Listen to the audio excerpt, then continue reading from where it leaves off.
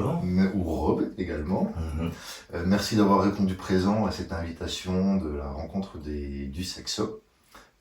Pourrais-tu décrire ton activité, le nommer, et puis nous présenter ce que tu proposes? Bien sûr. Alors, donc moi c'est Robert. Effectivement, mes amis m'appellent Rob pour faire plus court. Et c'est comme ça que je me présente aussi quand je présente mon activité sur mon site par exemple. Euh, donc moi je suis animateur ou facilitateur, les deux marchent aussi, en constellation familiale.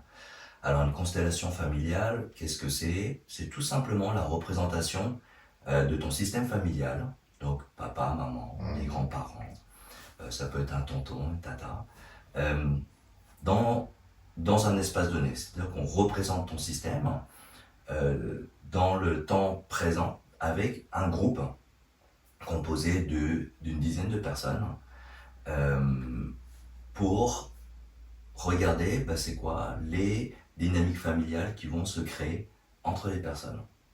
Voilà. Là, c'est juste la base de c'est quoi une constellation familiale.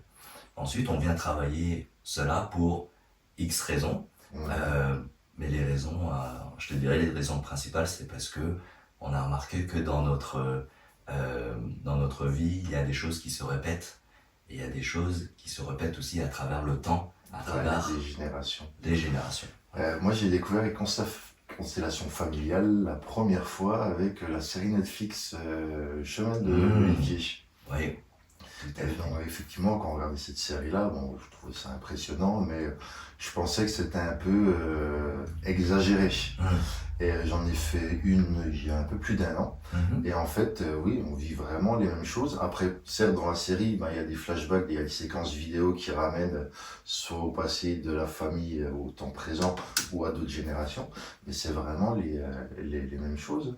Moi, j'ai souvenir que j'ai été constellé. Constellé, ouais. Et représentant. Donc constellé, c'est quand voilà, on est au centre de l'attention, on va dire. Et représentant, c'est quand on représente justement une famille de la personne qui est constellée. Et quand j'étais représentant, j'étais en face d'une personne, pourtant je suis pas de nature violente. Je sais pas pourquoi, j'avais envie de lui taper dessus, or qu'il m'a rien fait, je le connaissais pas, mais on ressent des choses qui nous appartiennent pas. Exactement. Et en même temps, il me semble que quand on est représentant, on n'est pas représentant également pour rien. C'est que ça fait écho également à nous, avec notre vécu. Exactement, exactement. Et puis merci de nommer cette série parce qu'elle a vraiment honoré les constellations familiales. Et c'est grâce à elle aujourd'hui que mon activité fonctionne plutôt bien. Ce que j'aime rajouter aussi par rapport à la série, c'est effectivement on va voir les bouts les plus intéressants de la constellation. C'est-à-dire le dénouement où j'ai un jumeau caché, en fait on était deux, c'est quand même romancé pour que ça attire le public. En constellation, on ne voit pas tout le cheminement qu'il y a. Je veux dire, dans le film, on ne voit pas tout le cheminement, mais en constellation, c'est ce qu'on travaille. C'est-à-dire que c'est quoi le cheminement qu'il y a pour arriver à trouver le nœud émotionnel. Et ça dure, une constellation, ça dure 1 heure, 1 heure et demie. Parfois, ça peut prendre plus de temps, mais tout ça, on ne le voit pas dans la série, malheureusement. Et des fois, je vois passer constellation systémique. Alors, est-ce que c'est la même chose? C'est différent? Oui. C'est la même chose? Alors, constellation systémique, donc c'est en lien avec un système. Donc, ta famille est un système. Mais ça peut être aussi une association, une entreprise. C'est un système aussi. Donc, il y a des constellations qui peuvent se faire dans le milieu entrepreneurial, par exemple. J'en ai jamais assisté. Ça, c'est une prochaine étape. Mais tu pourrais très bien placer le système, le service commercial, le service marketing, les cadres, les dirigeants, pour voir comment les syndicats. La dynamique ensemble et comment réajuster pour que ce soit plus fluide et que tout le monde se sente plus apaisé dans cette relation de travail. Exactement, et puis dans chaque système, tu vas chercher un équilibre. Et moi, ce que j'aime dire, ce que Galina qui est ma prof, prend l'image du mobile. Tu sais, quand t'es petit, que t'es dans ton landau, au-dessus de toi, t'as Ouais. ton petit mobile, et chaque mobile a son rôle et son poids Mhm. particulier pour amener un équilibre. S'il y a un des avions ou des peluches que tu vas enlever, qu'est-ce qui va se passer? Bah, ton mobile va se déséquilibrer.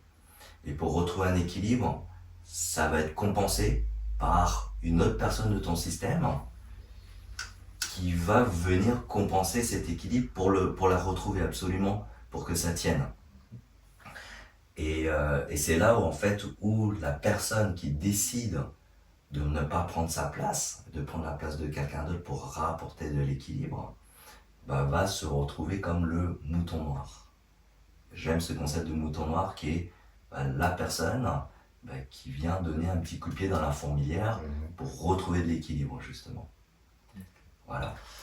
Tu me parles de mobile, ça me fait penser également à un autre type de constellation ou qu'on peut nommer les constellations Playmobil. Oui, Où en fait c'est en individuel et puis ensuite c'est soit des Playmobil, des figurines qui va être représentant de famille. Est-ce que toi tu fais également oui, ce procédé? tout à fait. Alors, la version que l'on connaît, celle du chemin de l'Olivier, Mhm. c'est la version de groupe où on est en présentiel et effectivement on est un groupe d'une dizaine de personnes qui s'inscrivent. Moi je le fais sur une matinée, il y a 2 ou 3 personnes constellées donc qui viennent faire leur constellation. Et là tu bénéficies de la force du groupe pour faire ta constellation. Si des personnes ne sont pas à l'aise en groupe Mhm. parce qu'ils ne veulent pas étaler leur sujet au grand public, ce que je comprends complètement parce que quand on est en constellation, on parle de choses On se livre, hein, oui. assez lourdes, hein. On Mhm. parle d'inceste, on parle de meurtre, on parle de viol, de toxico. Donc c'est des sujets que ben, on n'en parle pas tous les jours forcément et surtout pas devant un public. Et donc là, les personnes viennent me voir et me demandent si on peut le faire en présentiel, mais en individuel. Donc on va se retrouver dans une pièce comme exactement là, toi et moi, mais je vais utiliser plutôt des bouts de papier pour écrire Oui. les noms des personnes, papa, maman, Mhm. et on va pouvoir les appeler, ces rôles-là, à travers le petit bout de papier. Ça peut être des semelles de chaussures, ça peut être d'autres objets aussi, tout fonctionne. Et du coup, c'est toi qui vas avoir les ressentis des familles par rapport au papier. C'est moi ou la personne qui vient Ok. faire sa constellation, je lui demande de se placer à la Mhm. place de chaque personne pour incarner leur rôle aussi. Et sans forcément qu'elle soit au courant de qui est noté sur le bout de papier. Ça peut. Il y a des versions où effectivement je ne mets pas de nom. Il y a des versions où je vais plutôt mettre le nom pour faciliter aussi les choses. Euh, oui, j'aime bien aussi des fois effectivement faire intervenir quelqu'un où elle ne sait pas qui elle est Mhm. et elle va toujours jouer un rôle assez essentiel en fait là-dedans. Et pour la version Playmobil, c'est tout simplement quand on est à distance. Donc quand une personne n'est pas dans la région de Montbéliard, Mhm. et ne peut pas se déplacer, on le fait en visio. Ouais. Et là, effectivement, je vais utiliser des petits Playmobil pour incarner le rôle de chaque personne. Et là, par contre, c'est moi qui dois ressentir, parce que Mhm. les Parce que ça Playmobil va sont se de mon passer ici, côté. quoi. Voilà. Mais c'est moi qui va Mhm. ressentir chaque personne et l'interpréter pour la personne qui vient faire sa constellation. Ça fait combien de temps que tu fais des constellations familiales? Alors, j'ai été formé il y a à peu près 5 ans maintenant, je dirais, voire 6 ans. Mhm. J'ai été formé à Montréal Ok. avec Galina, qui est une des pionnières en fait de la constellation au Québec. Ça a été, c'était génial. C'était une formation qui a duré 1 an. Et dans cette année-là, il y a beaucoup de théorie, mais il y a aussi beaucoup de pratique. On doit faire 30 constellations et venir avec une analyse complète de la constellation et avec des études de cas en fait, des cas pratiques pour pouvoir s'améliorer en fait. Et une fois qu'on est prêt et que le juge qu'on est prêt, là on est diplômé et on peut se lancer. Donc c'est quand même un process assez long, mais je pense utile pour, Bien approfondir pour approfondir et pour la suite. qui est bien armé. Ouais, Et qu'est-ce qui t'a amené à cette approche? Qu'est-ce qui t'a amené vers Galina? ouais, C'est intéressant aussi bien de sûr. voir un petit peu qu'est-ce qui nous pousse à vouloir faire telle ou telle activité. Ouais, ouais, tout à fait. Puis je pense que dans la vie, il n'y a pas de hasard non plus. Et Mhm. ce qui m'a amené là, euh, c'est ma prof de yoga qui m'a parlé de sa constellation. Et elle m'a raconté l'histoire, tout simplement, de son frère avec qui elle ne parlait plus du tout. Et qu'après la constellation, il y a beaucoup de choses qui ont bougé pour elle. Donc, notamment des reprises de contact avec des membres de sa famille, son frère, qu'il n'y avait plus. Et j'ai été aussi interloqué avec la façon dont tu as décrit de comment on incarne un rôle. Pour moi, il y avait un côté. Moi, j'étais très cartésien à cette époque-là et je ne pouvais pas comprendre comment ça pouvait Recevoir, fonctionner. Comment on pouvait recevoir cette énergie pour incarner une autre personne. Et avec toute ma curiosité, je me suis dit, bon, il faut que je fasse ma constellation alors. Et il y avait quelque chose en moi qui disait, je suis curieux, je suis ouvert, euh, ne juge pas les choses par ce qu'on t'a raconté, va le vivre. Il y a quelque chose qui m'a appelé à ce moment-là. Et je me suis dit, bon, bah, c'est le temps, je vais aller faire ma constellation. Je suis une personne qui ne pleure pas du tout, en général. Je suis quelqu'un qui ferme très vite ses émotions, et ça, c'est mon éducation, c'est ma culture. Euh, je suis le premier garçon d'une grande lignée de cousins, qui fait que j'ai été tout de suite mis sur un piédestal en disant toi t'es un peu l'homme de la maison, t'as pas le droit de pleurer, ok. Euh, et écoute, en 1 heure de constellation, je pense que j'ai jamais autant pleuré de ma vie. Et ça a ouvert quelque chose chez moi qui m'a dit waouh, ça il faut que les autres personnes connaissent cette thérapie-là parce qu'elle est très puissante. Et j'ai jamais retrouvé une thérapie aussi puissante que les constellations familiales. Et aujourd'hui, j'ai vraiment cette appétence et ce bonheur de pouvoir pratiquer et transmettre.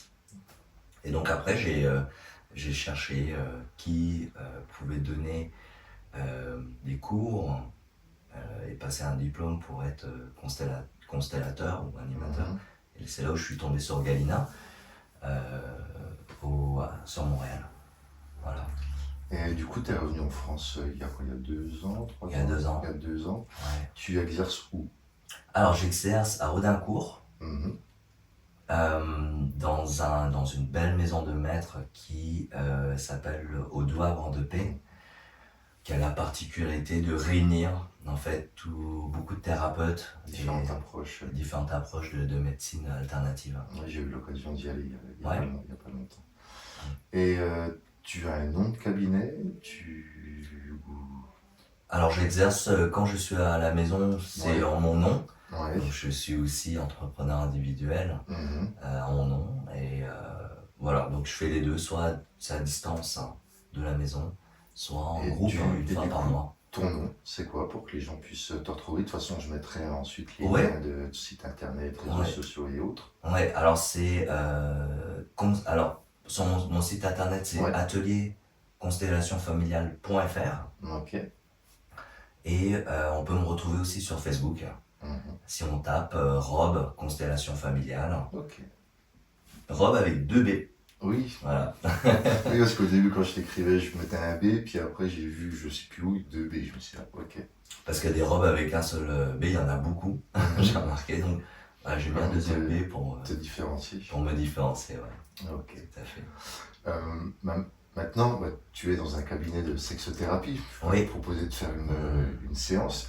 Mais pour toi, sans forcément parler de ta propre sexualité, mais pour toi, qu'est-ce que là où les sexualités? Et si tu as déjà eu dans les constellations familiales des thèmes qui revenaient là-dessus? Alors oui, euh, par deux biais. Très souvent, on va dire un cas sur une personne sur quatre à peu près va me parler du couple. Mhm. C'est quelque chose qui revient énormément. Les personnes qui n'arrivent pas à se mettre en couple, qui attirent des personnes toxiques, Oui. par Ceux exemple, qui sont tout le temps sur des schémas répétitifs et ou qui qui sont reviennent. effectivement, qui sont sur des schémas répétitifs. Mhm. Puis Nico, c'est très simple, hein. Quand les personnes n'arrivent pas à se poser, ils sont dans des relations toxiques, je demande tout de suite c'était comment la relation de papa et maman. À tous les coups, ah bah, papa et maman, je ne sais même pas ce qu'ils font ensemble aujourd'hui. Donc il y a vraiment Mhm. quelque chose de répétitif, comme tu dis, une loyauté envers des relations qui ne sont pas solides où c'est mal vu de divorcer, où on reste pour les enfants. On reste jamais pour les bonnes raisons en fait. Et ça arrive que malheureusement ou heureusement, après une constellation, bah, les personnes ont un réveil, Prennent conscience en prennent fait. conscience de ce qui se passe, hein, Mhm. et vont arrêter leur relation. Mais c'est une contraction qui est utile pour leur expansion. Donc Oui, parce que du coup, après, en restant dans cette dynamique, ça les enferme, ça les, voilà, ça les contraint un petit peu. ça les Et contraint. du coup, ils n'arrivent pas à se développer, à s'épanouir dans la vie, quoi. Exactement, Mm. exactement. Parce que quand on se rend compte que c'est notre couple en fait qui nous empêche de s'incarner, parce qu'on est pris dans quelque chose qui date de trop longtemps pour s'en Mhm. sortir, bah, la constellation vient mettre ça en lumière en disant ah oui ok, je l'avais pas vu comme ça. Là il est temps pour moi de m'en sortir en fait. Et est-ce que tu as déjà eu le cas contraire où en fait un couple venait les deux en constellation et du coup a permis un nouvel élan à ce couple? J'ai jamais eu. euh, hmm, j'ai déjà eu des couples qui sont venus pas pour une constellation de couple mais pour une des deux personnes. Ouais. Mais le conjoint ou la conjointe venait en soutien. Mhm. Et en général, c'est un couple qui est déjà très soudé. Oui. S'il y a déjà le soutien Il y a derrière. déjà le soutien derrière. Mhm.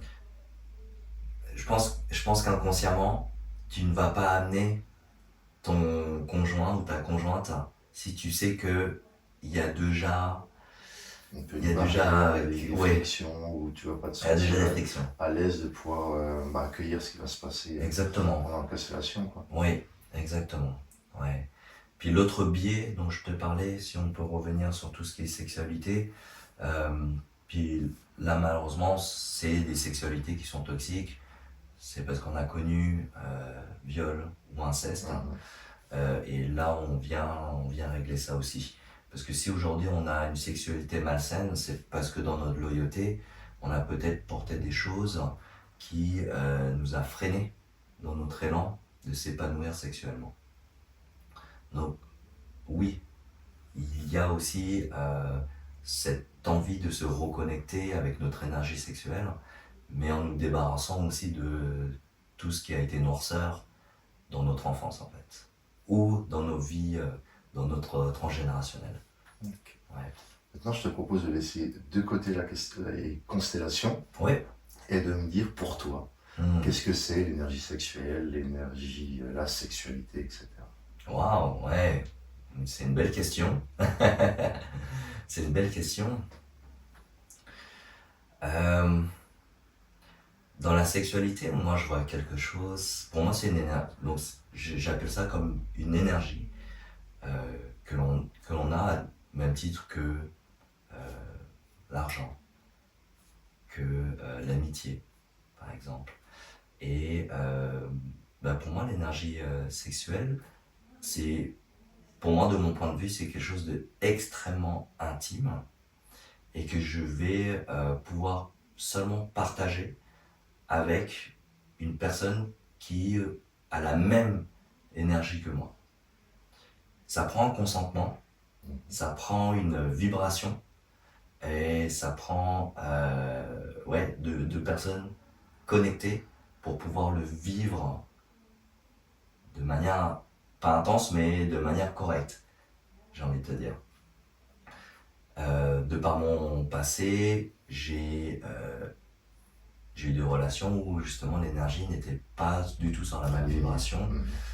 Et non, pour moi ça fonctionne pas. Donc il faut vraiment un temps, il faut vraiment une connexion pour que ça fonctionne. Je sais pas si c'est clair. Ah, bah, c'est tout toi. à fait Ouais. clair pour moi parce que bah, j'ai créé différents programmes, hein, 3 pour les personnes plutôt en individuel et 2 pour les couples. Et la connexion est au cœur de ces programmes-là. Ouais. Il y en a un où j'ai nommé, c'est le parcours connexion intensifié Ok. du couple sur 10 semaines. Donc une séance par semaine, ou alors ça peut être fait en autonomie chez eux derrière le PC, chaque semaine se débloque. D'accord. Et là, je suis en train de finaliser un qui est également très fort, très puissant. C'est Week-end Reconnexion Renaissance à deux. C'est-à-dire que le but, c'est de louer un Airbnb pour sortir un peu du quotidien, du vendredi soir au dimanche soir, au dimanche matin du moins. Et puis ensuite, ils suivent le programme que je leur ai confectionné. Ok. Donc déjà, il y a 3 piliers dedans qui est les repas. D'accord. C'est-à-dire que déjà le vendredi soir, ils vont rentrer dans le Airbnb, dans leur location, s'approprier les lieux, découvrir ensemble les lieux. Et puis ensuite, le premier soir, ils cuisinent ensemble. Ok. Ce qui est également, la cuisine, ça permet de remettre un peu de connexion aussi. D'échanger, justement, il faut communiquer. Pour que le repas puisse être bon, il faut quand même communiquer pendant le repas.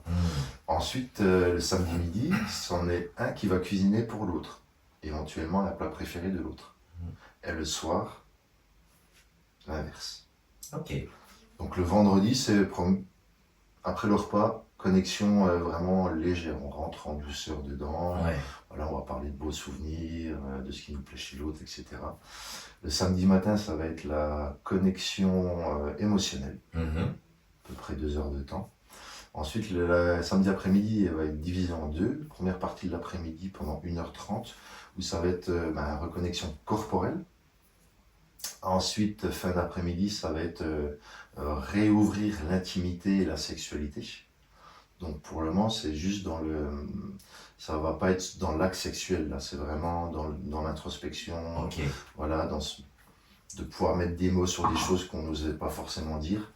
Et après, le samedi soir, là, on va être vraiment plus dans l'exploration de la sexualité, avec différents exercices préconisés. Et puis la fin, de prendre un jeu. Donc soit des jeux de loi érotique, qui permet justement de jouer, de ramener un petit peu de légèreté. Parce qu'on va quand même parler de choses qui peuvent être un peu bloquantes pour certains. Donc là, je ramène un peu de légèreté sur la fin. Le dimanche matin, ils refont un peu une synthèse de ce qu'ils ont vécu durant le week-end. Et puis une fois qu'ils rentrent à la maison, le dimanche soir, ils mettent en gros un plan d'action de ce qu'ils ont aimé dans le week-end et de ce qu'ils veulent continuer à perdurer dans leur relation, et de se créer des moments privilégiés un peu comme ça, un peu plus réguliers. Et pas juste se retrouver et puis parler du travail, des enfants, de la météo, mais vraiment du couple. Wow, génial. Est-ce que pendant ce week-end-là, toi, tu es présent? Alors là, c'est en autonomie. Ça, dans tous les pays francophones, ils peuvent le faire. Mais effectivement, dans ce programme-là que j'ai conçu du week-end, le samedi, je peux être présent le matin et l'après-midi. Ensuite, le soir, on a des questions. Voilà, là, on est plus sur l'intimité proprement dit, la sexualité, où il y a de la nudité. Et du coup, les clients, là, je les laisse. Après, il peut y avoir aussi, en amont du week-end, il peut y avoir une visio. Pour les aider à préparer ce week-end-là. Puis à la fin du week-end, il peut y avoir une visio également pour faire un peu la conclusion et puis de les accompagner pour la suite du cheminement. D'accord. Et dans la partie sexothérapie, j'avais déjà conçu un week-end également, où là c'est un autre programme, où ça va être un peu plus intensif. Où là je serai présent le samedi toute la journée et le dimanche toute la journée. Waouh. Génial. ouais, ça réveille des idées, Oui, tout à fait. des choses en Ouais. moi.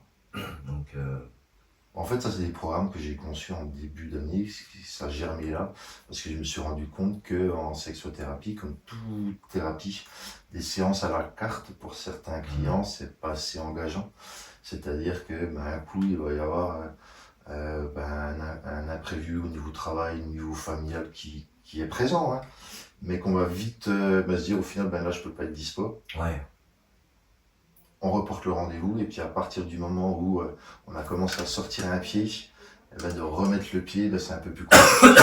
Que là, les programmes sont définis dès le départ. ouais, En fait, ben, on paye dès le départ ou avec des modalités de paiement et on s'engage déjà financièrement. Et c'est pareil en séance. Pour les séances, je fais toujours payer en début. C'était celle qui m'avait ouais. enseigné justement la sexothérapie. Parce que sur la fin, on est sur un geste de remerciement. Hmm, Qu'au début, je laisse, il y a le petit plateau qui est là, je laisse le billet durant toute la séance avec un petit cœur dessus, où ça montre vraiment l'investissement. hmm, Et c'est pour ça que c'est également mieux de payer en espèces, parce que d'où en chèque, mais parce qu'on voit voilà, l'investissement est physique. Que si on paye c'est par ça. CB, c'est du numérique, c'est du Ouais, virtuel, et il n'y a pas de, il y a moins de, voilà, il y a il moins y a de, moins cet impact, ouais. ouais. Waouh, ouais, écoute, je trouve que c'est un beau programme que tu viens de me raconter. Et Mhm. puis, tiens, j'hésiterai pas à en parler, surtout si j'ai des clients Mhm. qui ont perdu justement Ce lien en fait. ce lien, ouais, à travers Mhm. les constellations, on pourra le voir, mais c'est effectivement quelque chose que je pourrais aussi proposer pour renouer avec le lien sexuel, complètement. Merci. Ouais. Après, ce qu'il faut savoir sur cette perte de lien, c'est pas la fin. Oui, Voilà, si vraiment les deux sont dans une dynamique où ils tiennent au couple, après, il faut également faire la différence entre l'amour et l'attachement. oui, Voilà, parce que comme tu hmm, me parlais tout à l'heure, pour les enfants, ça peut être pour la maison, hmm, parce qu'au final, ben, on est bien, voilà, on est dans une zone de confort. On ne sait pas ce qu'il y a, si on va se séparer, ce qu'il y a à l'extérieur. L'inconnu fait peur. mhm, Donc du coup, ben, on reste dans ce qu'on connaît, même si hmm. ça ne nourrit pas, si ça nous restreint, comme on parlait tout à l'heure. Mais du coup, voilà, donc il faut quand même pouvoir différencier Ouais, les des choses, vraiment l'amour et l'attachement, qui peuvent être deux choses différentes. qui sont deux choses complètement différentes. Mhm. Oui, oui, oui, on s'entend. L'attachement, euh, le besoin d'attachement est très fort dans notre société aujourd'hui Mhm. et on en oublierait presque. C'est quoi l'amour? Oui, bah, après c'est des peurs hein, qui sont omniprésentes, hein, même en chacun de nous, qu'on a plus ou moins travaillé. Hmm, La peur de l'abandon, la dépendance la dépendance affective, affective. où on a besoin justement de l'autre pour nous combler, Exactement. alors qu'en fait on est seul maître à bord, c'est-à-dire que si on a des besoins, bah, on peut se les donner aussi. Mhm, Si on a besoin de caresses ou de tendresse, ben on se peut donner de la tendresse, on mhm, peut se caresser aussi. hmm, Et ça nous nourrit également. hmm. Certes, pas comme si ça vient de l'autre, mais on est moins dans l'attente. Ouais. Et du coup, après, quand ça vient de l'autre, eh ben, ça va nous nourrir davantage également. Hmm. Inspirant. Ben, Rob, ben, merci pour cet échange. Et puis Merci à en toi. commentaire, ben, je mettrai tous les liens pour découvrir davantage ton approche et Ouais. puis également les différentes dates de tes prochaines constellations familiales. Ouais, ça sera une fois par mois. Mhm. Puis je reprends là, c'est les vacances, mais je reprends le 30 août. Ouais, Puis après, ça sera une fois par mois et effectivement, les dates seront sur mon site internet. ok. Ouais. Eh ben, ce fut un bel échange. Merci à toi. Également, merci À beaucoup. bientôt. À bientôt. Salut.